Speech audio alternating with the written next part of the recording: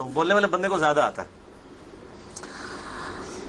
भाइयों, सही मुस्लिम में हदीस है, इंटरनेशनल नंबर के मुताबिक 553 आप सल्लल्लाहु अलैहि वसल्लम ने इरशाद फरमाया कि जो शख्स वुदू करने के बाद एक दफा पढ़ ले अशहदु अल्ला इलाहा इल्लल्लाहु वहदहु ला शरीक लह व अशहदु अन्न मुहम्मदन अब्दुहु व रसूलुहु,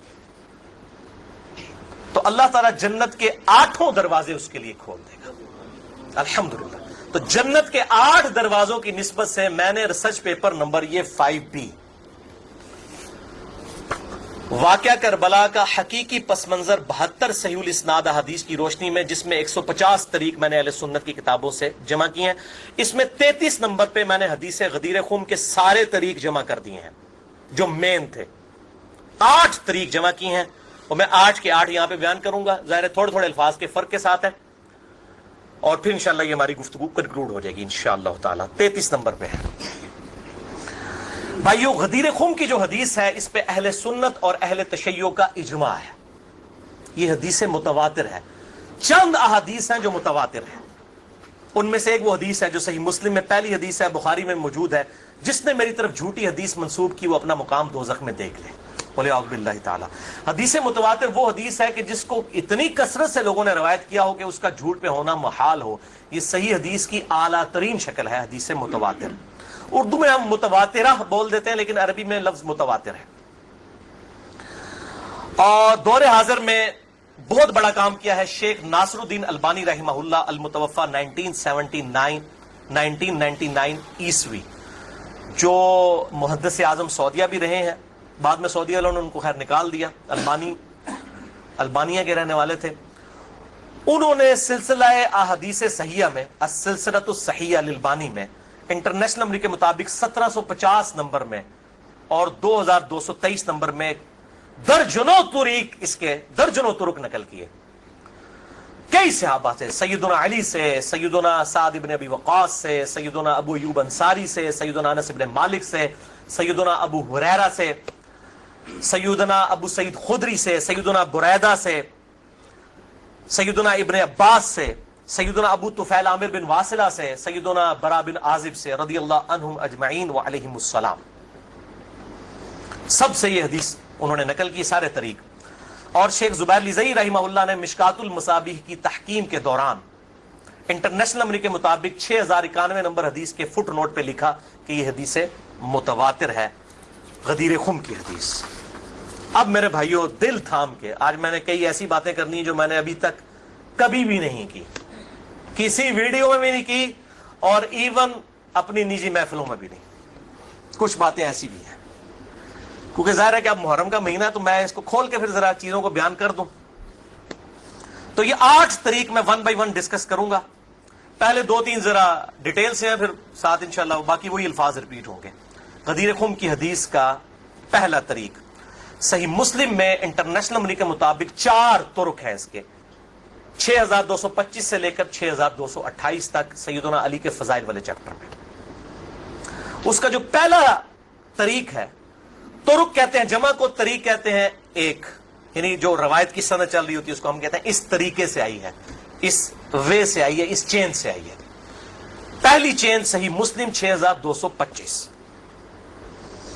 सैयदुना ज़ैद इब्न अरकम से, जो साबिकून अल-अव्वलून थे। इन्हीं का वो दार अरकम था जिसमें नबी सल्लल्लाहु अलैहि वसल्लम दावत हक बयान किया करते थे। ज़ाहिर काबतुल्लाह में तो वो लोग नहीं जाने देते थे, जिस तरह हमें आज उलमा मस्जिदों में नहीं घुसने देते, तो हमने भी ये दार अरकम सजाया हुआ एक। तो ज़ैद इब्न अरकम रज़ियल्लाहु तआला अन्हु अलैहिस्सलाम रवायत करते हैं, उनके पास कुछ ताबईन आए, सही मुस्लिम 6225। उन्होंने कहा, ज़ैद आप कितने खुशनसीब हैं, शुरू में आपने इस्लाम कबूल कर लिया, नबी सल्लल्लाहु अलैहि वसल्लम के साथ आपने नमाजें पढ़ी, आपके साथ जिहाद किया, आप सल्लल्लाहु अलैहि वसल्लम से डायरेक्ट हदीसें सुनी, आपकी सोहबत की, आप तो बहुत खुशनसीब हैं। हम आपके पास सिर्फ इसलिए आए हैं कि आप हमें कोई ऐसी बात सुनाएं जो खुद आप सल्लल्लाहु अलैहि वसल्लम से आपने सुनी हो। तो ज़ैद इब्न अरकम ने कहा कि मैं बहुत बूढ़ा हो चुका हूं, सारी बातें तो मुझे याद नहीं है, इसलिए मेरी माजरत कबूल करो। अलबत्ता एक क्रिटिकल बात मुझे याद है कि आप सल्लल्लाहु अलैहि वसल्लम जब हज्जतुल वदा से वापस आ रहे थे अपनी वफात से तकरीबन 3 महीने पहले, تو مکے اور مدینے کے درمیان ایک خم نامی جگہ تھی، پانی کے لیے پڑاؤ کیا غدیر خم پہ، اور یہ بات ہے 18 ذوالحجہ 10 ہجری کی، اور 11 ہجری میں آپ صلی اللہ علیہ وسلم کی وفات ہو گئی ربیع الاول میں، تاریخ کنفرم نہیں لیکن دن سوموار تھا، صحیح بخاری میں آتا ہے۔ آپ صلی اللہ علیہ وسلم نے خم نامی گاؤں میں اونٹ کے پالان کا آپ کے لیے ممبر بنایا گیا، آپ صلی اللہ علیہ وسلم نے اس پہ چڑھ کر خطبہ دیا، اور الفاظ ہی بڑے کنکلوڈنگ ہیں، ہم نے اپنے منہج پہ بھی لکھا ہوا ہے، اے لوگو آگاہ ہو جاؤ، میں بھی ایک انسان ہوں، قریب ہے کہ اللہ کا قاصد یعنی موت کا فرشتہ میرے پاس آئے اور میں اس کی دعوت قبول کر لوں۔ لوگوں آگاہ ہو جاؤ، میں اپنے بعد تم میں 2 بھاری چیزیں چھوڑ کر جا رہا ہوں، یہ ہے حدیث ثقلین۔ ان میں سے پہلی چیز اللہ کی کتاب ہے، اس میں ہدایت ہے، اس میں نور ہے، تم اللہ کی کتاب کو پکڑو، اپنا تعلق اس کتاب کے ساتھ مضبوط کرو، اللہ کی کتاب اللہ کی رسی ہے، جو اس کو پکڑے گا ہدایت پر ہوگا، جو چھوڑ دے گا گمراہ ہو جائے گا۔ پھر زید بن ارقم کہتے ہیں آپ صلی اللہ علیہ وسلم ترغیب دلاتے رہے، اللہ کی کتاب، اللہ کی کتاب، اللہ کی کتاب، لیکن امت نے چھوڑ دی کتاب۔ اور پھر آپ صلی اللہ علیہ وسلم نے فرمایا دوسری بھاری چیز میرے اہل بیت ہیں، میں اپنے اہل بیت کے معاملے میں تمہیں اللہ سے ڈراتا ہوں، میں اپنے اہل بیت کے معاملے میں تمہیں اللہ سے ڈراتا ہوں، میں اپنے اہل بیت کے معاملے میں تمہیں اللہ کا خوف دلاتا ہوں۔ اچھا، اب ظاہر ہے اس زمانے میں بھی لوگ موجود تھے، لوگوں کے کان کھڑے ہو گئے۔ حضرت معاویہ بن ابی سفیان رضی اللہ تعالیٰ عنہ کا دور تھا، تابعین نے سیدھا سوال ہی عجیب و غریب کر دیا، انہوں نے کہا زید یہ حضور کی بیویاں اہل بیت نہیں ہے؟ دیکھو، بجائے پوچھنے کے سینئر صحابی سے پوچھتے کہ اہل بیت کون ہے، ان کو فوراً پتا چل گیا کام کی طرح ہو ہی جا رہا ہے، یہ حضور کی بیویاں اہل بیت نہیں ہے؟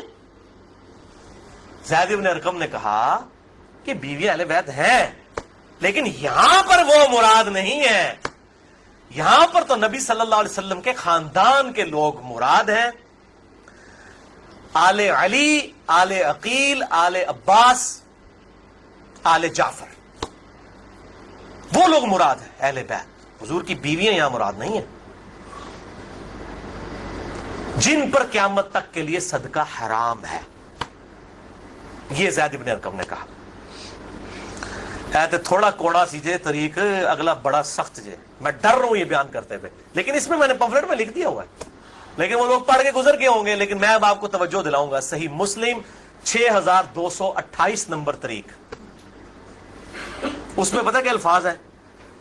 اس حدیث کے اینڈ پہ تابعین پوچھتے ہیں کہ کیا نبی کی بیویاں اہل بیت نہیں ہیں؟ تو زید ابن ارقم کہتے ہیں اللہ کی قسم نہیں، اللہ کی قسم نہیں، عورت تو کتنا عرصہ کسی مرد کے ساتھ گزارتی ہے، بعد میں اس کا مرد اسے طلاق دے دیتا ہے، وہ اپنے میکے واپس آ جاتی ہے، تو عورت کیسے اہل بیت ہو سکتی ہے؟ ایسا ہی مسلم پڑھ رہے جے بھائی، اے سورہ کافی نہیں پڑھ رہا ہے مولویوں، صحیح مسلم 6228، وہ کہتے ہیں بیوی کو طلاق ہوئی اپنے گھر چلی گئی، وہ کہاں سے اہل بیت ہو گئی؟ یہاں تو نبی صلی اللہ علیہ وسلم کے خاندان والے مراد ہیں، جن پر قیامت تک کے لیے صدقہ حرام ہے۔ زید ابن ارقم کو ریال نہیں ملتے تھے، نہ سعودیہ سے نہ ایران سے، وہ تو صحابی تھے نا رضی اللہ تعالیٰ عنہ، حق بیان کیا انہوں نے۔ اچھا یہ نہ سمجھیں یہ کہہ دیں کہ زید ابن ارقم کا اجتہاد ہے، اے بھائی اجتہاد نہیں ہے، سن لو، ایک معنوں میں اہل بیت بیویاں ہیں سورۃ الاحزاب آیت نمبر 33 کے تحت، لیکن یہ جس اہل بیت کے بارے میں اللہ سے ڈراتا ہوں ان کے ساتھ اس نے سلوک کرنا، یہ وہی لوگ تو ذبح ہوئے ہیں، آل عقیل ذبح ہوئے، آل جعفر ذبح ہوئے، آل عباس جعفر ہوئے، آل علی ذبح ہوئے، انہی کی اولادیں ذبح ہوئی ہیں نا۔ یہ 72 جو ہم شہدائے کربلا کہتے ہیں، انہی کے بارے میں ڈرایا تھا، جن کے بارے میں غیبی خبر دی گئی تھی کہ ان کے ساتھ امت برا سلوک کرے گی۔ اچھا یہ زید ابن ارقم کا اجتہاد نہیں ہے میرے بھائیوں، اس کی سپورٹ میں سحیح مسلم سے 2 مرفوع حدیثیں اپنے محبوب صلی اللہ علیہ وسلم کی حدیثیں بیان کرتا ہوں۔ سنیں پہلی حدیث انٹرنیشنل نمبر کے مطابق صحیح مسلم میں 6261 نمبر، اما عائشہ رضی اللہ تعالی عنہا وعلیہ السلام خود روایت کر رہی ہیں کہ ایک دن نبی صلی اللہ علیہ وسلم اس حال میں برآمد ہوئے کہ آپ صلی اللہ علیہ وسلم نے ایک کالے رنگ کی چادر اوڑھی ہوئی تھی جس پہ نقش و نگار بنے ہوئے تھے جیسا کہ اونٹ کے کجاووں کے ہوتے ہیں. کالے رنگ کی منقش چادر اوڑھی ہوئی تھی. اتنے میں سیدنا حسن آئے, آپ صلی اللہ علیہ وسلم نے ان کو اپنی چادر کے نیچے لے لیا. پھر سیدنا حسین آئے, ان کو اپنی چادر کے نیچے لے لیا. پھر سیدہ فاطمہ آئی, ان کو اپنی چادر کے نیچے لے لیا. پھر سیدنا علی آئے, ان کو بھی اپنی چادر کے نیچے. ان چاروں کو لیا اور پانچویں خود, جس سے 5 تن پاک کا ہم کانسیپٹ لیتے ہیں, 5 اس چادر کے نیچے لیا. سیدہ عائشہ کو نہیں لیا. پوائنٹ ٹو بی نوٹڈ, وہ راوی ہیں, وہ دیکھ نہیں یہ منظر. اور اما عائشہ دیکھ لیں کتنی منصف مزاج تھی, انہوں نے یہ روایت بیان کر دی. ورنہ کسی درجے میں اپنے بارے میں بھی سوچ سکتی تھی کہ مجھے نہیں لیا گیا. لوگ کل کو سوال کریں گے کہ آپ کو کیوں نہیں لیا گیا, آپ اہل بیت نہیں تھیں, یقیناً تھی. لیکن یہ والا معاملہ جو ہے وہ ایکسٹرا آرڈنری ہے, اسپیشل پروٹوکول ہے. چادر کے نیچے لیا. پھر آپ صلی اللہ علیہ وسلم نے سورۃ الاحزاب کی آیت نمبر 33 پڑھی, انما یرید اللہ لیذھب عنکم الرجس اہل البیت ویطہرکم تطہیرا. اے نبی کے گھر والوں, اللہ تو صرف یہی چاہتا ہے کہ ہر طرح کی ناپاکی تم سے دور کر دے اور تمہیں خوب صاف ستھرا کر دے. راویہ اما عائشہ ہے, خود چادر کے نیچے نہیں ہے. علی, حسن, حسین اور سیدنا علی ہے, سیدہ فاطمہ ہے, اور نبی صلی اللہ علیہ وسلم 5ویں خود. تو زید ابن ارقم نے کوئی غلط بات نہیں کی ہے, ان کو یہ حدیثیں پتہ تھیں. اور دوسری حدیث صحیح مسلم سے ہی, انٹرنیشنل نمبر کے مطابق 6220 نمبر. یہ بڑی لمبی حدیث ہے, میرا ٹاپک کسی دوسری طرف چلا جائے گا اور کچھ بن جانا ہے. چونکہ میں اس کو لکھ چکا ہوں 150 روایتوں والے 72 والے احادیث والے, لہذا میں اس کا ایک پورشن بیان کرنے لگا ہوں. باقی جسے شوق ہو تو وہ پڑھ لے, اس کے اندر میں نے لکھا ہے اس کا پورا طریقہ, ورنہ معاملہ کہیں سے اور ہی نکل جانا ہے. پھر سب و شتم والا ایشو ڈسکس ہو جانا ہے. حضرت معاویہ کے دور میں جو سیدنا علی کے پر لعنت ہوتی تھی, وہ والا ٹاپک اس میں ڈسکس ہو جانا ہے. اس لیے میں اس حدیث کا آخری جز بیان کر رہا ہوں کہ سیدنا سعد ابن ابی وقاص رضی اللہ تعالیٰ عنہ کہتے ہیں کہ جب آیت مباہلہ نازل ہوئی نجران کے عیسائیوں کے ساتھ, نبی صلی اللہ علیہ وسلم کی 1-to-1 ڈیبیٹ ہوئی. اینڈ پہ ہوا کہ ٹھیک ہے مباہلہ کرتے ہیں, کون حق ہے کون باطل ہے. سورہ ال عمران آیت نمبر 61 نازل ہوئی, فَقُلْ تَعْالَوْا نَدْعُوا أَبْنَاءَنَا وَأَبْنَاءَكُمْ وَأَنفُسَنَا وَأَنفُسَكُمْ وَنِسَاءَنَا وَنِسَاءَكُمْ وَأَنفُسَنَا وَأَنفُسَكُمْ. کہ نبی صلی اللہ علیہ وسلم کو کہا گیا کہ ان کو کہو اپنے بیٹوں کو لے آؤ, ہم بھی اپنے بیٹوں کو لے آتے ہیں. تم بھی اپنی عورتوں کو لے آؤ, ہم بھی اپنی عورتوں کو لے آتے ہیں. تم خود بھی آ جاؤ, ہم خود بھی آ جاتے ہیں. پھر اللہ کے حضور اوپن میدان میں دعا کرتے ہیں, جھوٹے پہ اللہ کی لعنت. اس کو مباہلہ کہتے ہیں. لیکن نہیں آئے. سعد ابن ابی وقاص کہتے ہیں کہ نبی صلی اللہ علیہ وسلم, قرآن میں کیا حکم آیا تھا, اپنے بیٹوں کو لے کر آؤ. تو کس کو لے کے آئے, سیدنا حسن, سیدنا حسین, سیدنا علی. اور ساتھ کیا تھا, اپنی عورتوں کو لے کر آؤ. نبی صلی اللہ علیہ وسلم کی عورت کون تھی, سیدہ عائشہ, سیدہ حفصہ, باقی امہات المومنین. لیکن ان کو نہیں لائے, سیدہ فاطمہ کو لے کر آئے. Point to be noted. نازمیوں کے لیے پکی. اگر آپ کو کہے اپنے گھر کی عورتوں کو لے آؤ تو سب سے پہلے بیوی لائی جاتی ہے. آیت مباہلہ میں بیوی نہیں آئی, سیدہ فاطمہ آئی ہیں. اگلی گلا آپ سمجھ جاؤ بھائی, زید ابن ارقم نے کیوں کہا, صحیح مسلم 6228, کہ بیوی تو خاوند کے ساتھ کافی عرصہ گزارتی ہے, جب طلاق ہو جائے تو وہ اپنے میکے واپس چلی. حالانکہ نبی صلی اللہ علیہ وسلم نے کسی کو نہیں دی طلاق, لیکن اتنی ننگی بات اس لیے ان کو کرنی پڑی, اتنی سخت بات, تاکہ حق کھل کے بیان ہو. اور نبی صلی اللہ علیہ وسلم نے بھی, آپ دیکھ لیں, قرآن میں حکم تھا عورتوں کو لے کر آؤ, بیویاں نہیں لے کے آئے. سیدہ فاطمہ کو ساتھ لے کے آئے. یہاں سے بھی 5 تن پاک والا کانسیپٹ.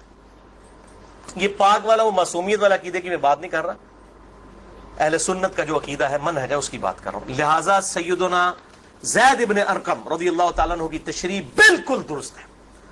تیسرا طریق, امام ابن ابی عاصم کی کتاب السنہ 1158 نمبر حدیث ہے. سیدنا علی رضی اللہ تعالیٰ عنہ خود راوی ہیں کہ غدیر خم پہ آپ صلی اللہ علیہ وسلم نے صحابہ کو جمع کر کے کہا کہ اے میرے صحابہ, کیا تم اللہ کو رب مانتے ہو, مجھے اپنا پیغمبر مانتے ہو؟ صاحب نے کہا بلا یا رسول اللہ, کیوں نہیں. پھر کہا کیا تم اللہ اور اس کے رسول کو سب لوگوں سے بڑھ کر محبوب سمجھتے ہو؟ انہوں نے کہا کیوں نہیں. پھر آپ صلی اللہ علیہ وآلہ وسلم نے فرمایا کہ پھر اگر تم مجھے اور اللہ کو محبوب رکھتے ہو، پھر فرمایا من کنت مولاہ فہذا علی مولاہ، پھر جس کا مولا میں اس کا مولا علی، جگری یار۔ مولا کا مطلب جگری یار، جس طرح سورہ التحریم کی آیت نمبر 4 میں ہے ان اللہ ہوا مولاہ وجبریل وصالح المؤمنین، اللہ کے نبی کا مولا ہے جبریل، فرشتے اور تمام صالح مومنین مولا ہے۔ نبی صلی اللہ علیہ وسلم ان کے مولا ہیں، وہ ان کے دلی محبوب ہیں۔ ہم اپنے مولویوں کو بھی مولانا کہہ رہے ہوتے ہیں نا، دلی محبوب مشکل کشا کا معنی نہیں ہوتا، دلی محبوب، جگری یار، بیسٹ فرینڈ۔ چوتھا طریق سنن نسائی الکبریٰ میں انٹرنیشنل نمبر کے مطابق 8478، سیدنا ابو طفیل عامر بن واصلہ رضی اللہ تعالیٰ عنہ، یہ وہ صحابی ہیں جو سب سے آخر میں فوت ہوئے ہیں 110 ہجری میں، نبی صلی اللہ علیہ وسلم کی وفات کے بعد 100 سال تک زندہ رہے ہیں۔ یہ ابو طفیل عامر بن واصلہ جنگ جمل صفین نہروان میں سیدنا علی کے ساتھ رہے ہیں، کدھر 37 ہجری میں جا کے جنگ جمل صفین ہو رہی ہے اور کدھر 110 ہجری میں یہ فوت ہوئے ہیں، اور ان کی حدیثیں نبی صلی اللہ علیہ وسلم سے بھی روایت ہیں اور سیدنا علی سے بھی انہوں نے کئی حدیثیں روایت کی ہیں۔ وہ کہتے ہیں کہ کھلے میدان میں سیدنا علی رضی اللہ تعالیٰ عنہ نے، یہ صفین کا ہی موقع تھا، پبلک کو جمع کیا، اپنے ماننے والوں کو جو ساتھ تھے، شیعان علی، شیعہ کا مطلب ہے گروہ کے بندے، تو پھر ان سے وہ حدیث بیان کی کہ ذرا مجھے بتاؤ نا کہ تم لوگوں نے نبی صلی اللہ علیہ وسلم سے یہ حدیث سنی تھی، تو کئی لوگ گواہی کے لیے کھڑے ہو گئے۔ پھر وہ پوری حدیث بیان کی جو آپ صلی اللہ علیہ وسلم فرمایا النبی اولا بالمؤمنین من انفسہم، نبی صلی اللہ علیہ وسلم مومنین کی جانوں پر ان کی جانوں سے بڑھ کر حق رکھتے ہیں، اور نبی کی بیویاں امت کی مائیں ہیں۔ اس آیت کے تحت اے صحابہ کرام، اے میرے امتیوں، کیا تم مجھے سب سے بڑھ کر محبوب رکھتے ہو؟ سب نے کہا بلا یا رسول اللہ۔ پھر آپ صلی اللہ علیہ وسلم نے مولا علی کا ہاتھ پکڑا، یوں بلند کیا صحابہ میں اور کہا من کنت مولاہ فہذا علی مولاہ، پھر جس کا جگری یار میں اس کا جگری یار علی بھی ہونا چاہیے، ہاتھ پکڑ کر۔ اچھا ابو طفیل عامر بن واصلہ کہتے ہیں یہ حدیث جب میں نے سیدنا علی سے سنی تو میں ہل گیا، میرے دل میں قلق تھا کہ نبی صلی اللہ علیہ وسلم نے اتنی بڑی بات کی حضرت علی کے بارے میں، اور صحابہ کرام نے رضوان نے گواہی دی۔ اس میں آگے الفاظ یہ موجود ہیں کہ اس میں ہی الفاظ موجود ہے کہ آپ صلی اللہ علیہ وسلم نے اسی حالت میں کہا اے اللہ جو علی سے محبت رکھے اس سے محبت رکھ، جو علی سے دشمنی رکھے اس سے تو بھی دشمنی رکھ۔ یہ بہت بڑی بات ہے۔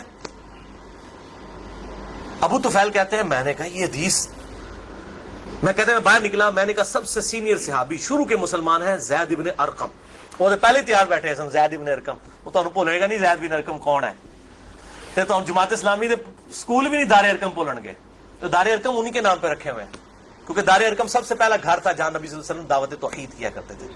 زید ابن ارقم کے پاس گئے، ان کا زید آپ تو سابقون اور اولون میں سے ہیں، مجھے بتائیں حضرت علی نے یہ حدیث بیان کی ہے اور اتنے لوگوں نے گواہی دی ہے، انہوں نے کہا تو کیا بات کرتا ہے، میں نے تو خود نبی صلی اللہ علیہ وسلم سے یہ حدیث سنی ہوئی ہے من کنت مولاہ فہذا علی مولاہ، اور اے اللہ اس سے محبت رکھ جو علی سے محبت رکھے، اس سے دشمنی رکھ جو علی سے دشمنی رکھے۔ یہ وہ حصہ ہے جس کا ابن تیمیہ نے انکار کیا منہاج السنہ میں۔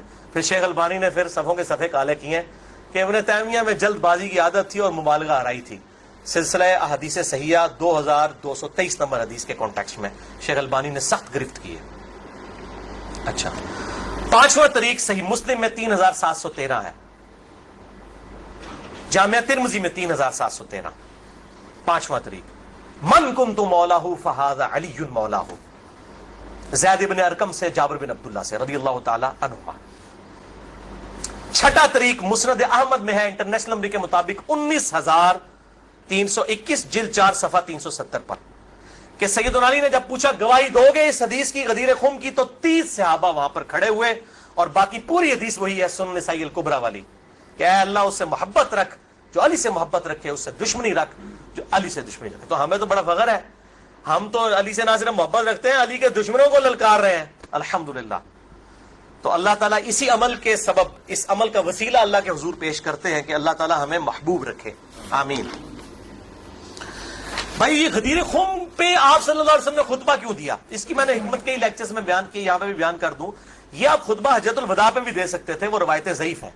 غدیر خم اس موقع پر پہنچ کر سب لوگ عرب کے جا چکے تھے سوائے اہل شام کے اور اہل مدینہ کے، اور اہل شام صفین میں سیدنا علی کے خلاف کھڑے ہوئے، اور اہل مدینہ میں جو کچھ لوگ تھے انہوں نے اہل مدینہ کے ساتھ زیادتی کی، کچھ ان کے ساتھ زیادتیاں ہوئی۔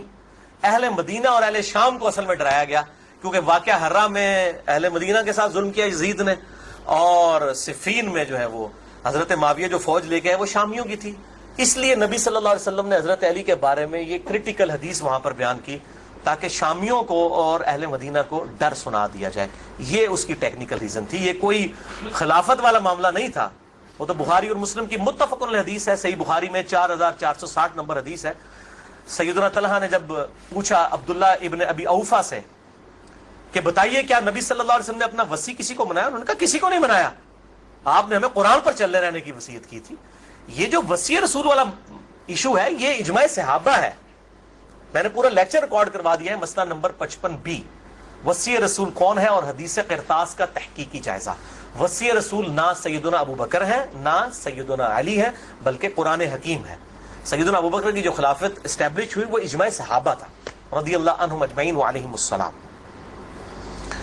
یہ سارے طریق میں جتنے بیان کر رہا ہوں نا یہ آپ کو مل جائیں گے سلسلہ احادیث صحیحہ میں 1750 نمبر شیخ البانی کے اور 2223 میں۔ سیکنڈ لاسٹ ترک 7واں المستدرک للحاکم میں انٹرنیشنل نمبر کے مطابق 4711 زید ابن ارقم سے۔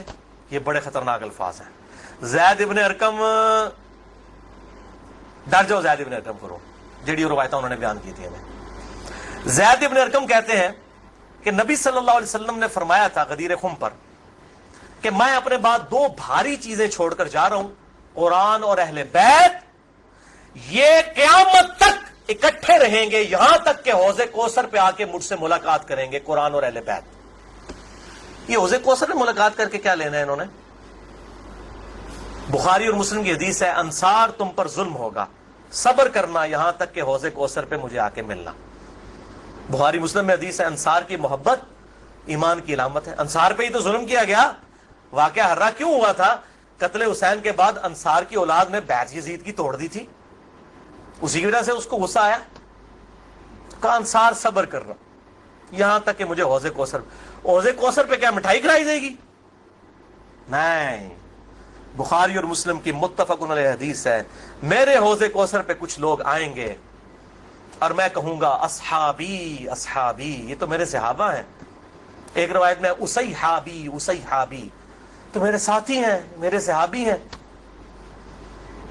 یہ کیا کرتے ہیں جس طریق میں آتا ہے نا امتی امتی، وہ نکال کے تو بریلوی تو بندیوں کے اوپر لگانا شروع کر دیتے ہیں۔ اور صحابی اصحابی لکھے نا مکتبۃ شاملہ میں، بخاری مسلم میں کھل جائیں گے۔ تو آپ صلی اللہ علیہ وسلم فرماتے ہیں کہ میں جب ان کو حوض کوثر سے پلانے لگوں گا میرے ان کے درمیان ایک دیوار کھڑی کر دی جائے گی، اور مجھے کہا جائے گا اللہ کے نبی آپ کو نہیں پتا آپ کی وفات کے بعد یہ لوگ دین سے الٹے قدم پھر گئے تھے، انہوں نے دین میں بدعتیں جاری کر فرماتے ہیں میں کہوں گا سحقن سحقن لمن غیر بعدی سحقن سحقن لمن بدل بعدی، ان پر پھٹکار ہو جنہوں نے میری وفات کے بعد میرا دین بدل دیا، جنہوں نے میری وفات کے بعد میرے دین میں تغیر کر دیا۔ اب یہ ایک اور پنڈورا باکس ہے، اس کو بھی میں یہاں پر کلوز کرتا ہوں۔ جسے شوق ہو میری زندگی کا اہم ترین لیکچر مسئلہ نمبر 96 عظمت صحابہ رد المنافقین اور سنی شیعہ کے اختلاف کا تحقیقی جائزہ اہل سنت پاک.com پر جو ہے وہ دیکھ لیں۔ ہر ایک چیز میں سے ایک جن برآمد ہوتا ہے۔ 8واں طریق اس سے ریلیٹڈ ہے، غدیر خم کا تو نہیں لیکن ریلیٹڈ ہے، اس لیے میں نے اس کو بیان کرنا ضروری سمجھا۔ المستدرک للحاکم میں انٹرنیشنل نمبر کے مطابق 4628۔ اس دن میں حدیثیں بیان کر رہا ہوں، شیخ البانی، شیخ زبیر لیزئی، امام ذہبی، امام حاکم رحمہم اللہ اجمعین تمام نے ان کی تصحیح کی ہوئی ہے۔ میں کوئی کار بیک نہیں، میں عالم ضعیف حدیثاں بیان کر رہا نا جو قوایت اللہ سنابلی کرتا ہے، تو پائی جی 10 گھنٹے نا مکن حدیثاں، میں صرف صحیح حدیثیں بیان کر رہا ہوں جن کے اوپر اتفاق ہے سب کا۔ یہ حدیث بھی بڑی اہم حدیث ہے۔ ابو ذر غفاری کا غلام تھا ایک ابو ثابت، وہ کہتے ہیں میں جنگ جمل کے بعد حضرت ام سلمہ ہماری جو ماں ہے جو آخر میں فوت ہوئی واقعہ کربلا کے بعد بھی، ام سلمہ ام المؤمنین رضی اللہ تعالی عنہا و علیہ السلام، کہتے ہیں میں ان کو ملنے گیا، اماں نے پوچھا، اماں ام سلمہ ہوتے اگر میں لیکچر دیا نا بنو امیہ کے خلاف جتنی حدیثیں ہیں نا جتنی حدیثیں ممبروں پہ لعنت کرنے والے کے خلاف، سیدنا علی کو گالیاں دینے والوں کے پر عتاب، سب کی سب ام سلمہ سے ہیں۔ ام سلمہ پہ اگر ایک میں پورا لیکچر دے سکتا ہوں کہ انہوں نے جو بنو امیہ کے خلاف حدیثیں روایت کی ہیں، ام سلمہ نے، نبی صلی اللہ علیہ وسلم کی بیوی، ایک بریلوی دیوبندی اہل حدیث شیعہ نہیں تھی بھائی، نبی صلی اللہ علیہ وسلم کی بیوی تھی۔ یہاں پر بھی ام سلمہ کو وہ تابعی کہتا ہے میں تو جمل سے آیا ہوں، تو انہوں نے پوچھا کہ بتائیے جنگ جمل میں کیا حال ہوا؟ ان کا اماں میں جنگ جمل میں جو ہے وہ سیدنا علی کا ساتھی تھا۔ اچھا، کہتے ہیں لیکن صبح کے وقت جب میں نے اپنے مخالف لشکر میں سیدہ عائشہ کو دیکھا تو میرا دل ڈولنے لگ پڑا کہ یہ ٹھیک ہے یا وہ، حالانکہ وہ تو کتنی حدیثیں ہیں کہ میری ایک بیوی پہ حوض کے کتے بھونکیں گے۔ حدیث حوض پہ پورا باب شیخ البانی نے باندھ دیا، میں نے 72 حدیثوں میں نقل کیا، سیدہ عائشہ پہ کتے بھونکے، اس کے بعد پوری زندگی روتی تھی، وہ تو ابن زبیر ان کو آگے لے گئے، اس کے بعد سیدنا علی نے ان کو معاف بھی کیا، اور ایک الگ سے ایک ٹاپک ہے، مسئلہ 101 میں نہ دیکھ لیں۔ بہرحال سیدہ عائشہ رضی اللہ تعالیٰ عنہ کو دیکھا، دل ڈگمگا گیا۔ کہتے ہیں پھر میں نے جب ظہر کی نماز پڑھی تو اللہ نے میرے دل کو مضبوط کر دیا کہ نہیں علی حق پر ہے، تو ہم نے جنگ کی، اور ظاہر ہے وہ تو کلین سویپ ہوا، سیدنا علی جنگ جیت گئے۔ تو ام سلمہ نے پتہ کیا کہا؟ انہوں نے یہ نہیں کہا کہ یہ مشاجرات صحابہ مجھ سے کیوں ڈسکس کر رہے ہو، دو ہی ٹھیک نے۔ انہوں نے کہا ابو ثابت تو نے بڑا ہی اچھا کام کیا، میں حضور کی بیوی ہوں، میں نے خود نبی صلی اللہ علیہ وسلم سے یہ بات سنی تھی کہ قرآن اور علی یہ قیامت تک ساتھ رہیں گے، یہاں تک کہ یہ مجھے حوض کوثر پہ آ کر ملے۔ اس سے مراد نہیں کہ حضرت علی زندہ رہیں گے، مراد یہ ہے کہ علی کا جو سٹانس ہے اور قرآن یہ ساتھ ہے، دونوں علی اور قرآن ساتھ رہیں گے یہاں تک کہ حوض کوثر پہ آ کے مجھے ملے۔ اوتھے نازمیاں دی لگے گی پھینٹی، حوض کوثر سے تب ملن گے تو پھر یہی کچھ ہوئے گا نا، سحقن سحقن لبن غیر بعدی، وہاں پہ یہ ہوگا۔ اچھا، تو یہ الحمدللہ سارے طریق مکمل ہوئے۔ آخر میں 3 حدیثیں بیان کر کے اس کو کنکلوڈ کرتا ہوں۔ المستدرک الحاکم میں صحیح سند کے ساتھ 4717 نمبر حدیث ہے، ایک طریق شیخ البانی شیخ زبیر علی زئی دونوں نے صحیح کہا، امام حاکم امام ذابی نے موافقت کی کہ آپ صلی اللہ علیہ وسلم نے فرمایا اللہ کی قسم ہم اہل بیت کے ساتھ جو بغض رکھے گا اللہ تعالیٰ اسے ضرور دوزخ میں داخل کرے گا۔ کہتے نہیں یزید کا معاملہ اللہ پہ چھوڑیں، امام ذہبی نے لکھا ہے کہ سب سے بڑا ناسبی یزید تھا، اللہ پہ چھوڑے، بغض نہیں تھا، جو ممبروں پر لعنت کرواتے تھے بغض نہیں تھا۔ یہ پتہ نہیں کیڑی ایکویشن ہے، تو جھوٹا دفاع کرتے ہیں بنو امیہ کا۔ اور اسی کا طریق ہے 4712 نمبر اور سلسلہ حدیث صحیحہ میں 2488 شیخ البانی لے کر آئے ہیں، یہ بہت خطرناک ہے۔ آپ صلی اللہ علیہ وسلم فرمایا اگر کوئی شخص پوری زندگی حجر اسود اور مقام ابراہیم کے درمیان نمازیں پڑھتا رہے اور روزانہ روزہ رکھے اور اس حال میں مرے کہ اس کے دل میں بغض اہل بیت ہے، اللہ کی قسم ضرور دوزخ میں ڈال دیا جائے گا۔ وہ تہاڈیاں روایت دینا کس کام دیا نے بھائی، تہاڈیاں پگڑیاں کس کام دیا نے؟ اگر بغض اہل بیت ہے، باڑ میں گیا سعودیہ کا پیسہ، باڑ میں گیا ایران کا پیسہ، اپنی آخرت کی فکر کرو کہ نا خوش کر دے گو تسی اللہ دے بندے ہو، ایا کرو۔ دوسری حدیث امیر المؤمنین سیدنا ابو بکر الصدیق رضی اللہ تعالی عنہ علیہ السلام کا قول صحیح بخاری میں حضرت حسین والے چیپٹر میں ہے، نبی صلی اللہ علیہ وسلم کی بیویوں والے چیپٹر میں نہیں ہے۔ امام بخاری نو پتا سی کہ اہل بیت کون ہے، اسپیشل اہل بیت کون ہے اور یوزول اہل بیت کون ہے۔ امام بخاری حضرت حسین والے چیپٹر میں اس کو لے کے ہیں 3751 سیدنا ابو بکر صدیق رضی اللہ تعالیٰ عنہ علیہ السلام کہتے ہیں کہ محمد صلی اللہ علیہ وسلم کی محبت کو اہل بیت کی محبت میں تلاش کرو۔ یہ ابو بکر صدیق کا فتویٰ ہے، رفع دین میں تلاش نہ کرو، محمد صلی اللہ علیہ وسلم کی محبت کو اہل بیت کی محبت میں تلاش کرو، اور اہل بیت کو حضرت حسین والے چیپٹر میں لے کے آئے 3751۔ اور آخری حدیث صحیح مسلم میں وہ ریپیٹ کر لیں 240 نمبر کتاب الایمان میں سیدنا علی کہتے ہیں اس اللہ کی قسم کہ جس نے دانے کو پھاڑ کر اس میں سے اناج اگایا اور ہر مخلوق کو پیدا کیا، نبی امی نے مجھ سے عہد لیا تھا کہ اے علی تجھ سے صرف مومن ہی محبت کرے گا اور تجھ سے بغض صرف منافق ہی رکھے گا. اب محبت علی کا یہ مطلب نہیں ہے کہ غلوف کرے، یہ مشکل کشا ماننا شروع کر دیں. مراد یہ کہ جو ان کے صحیح جتنے بھی فضائل آئے ہیں ان کو مانا جائے الحمدللہ، اور ان کے دشمنوں سے دشمنی رکھی جائے.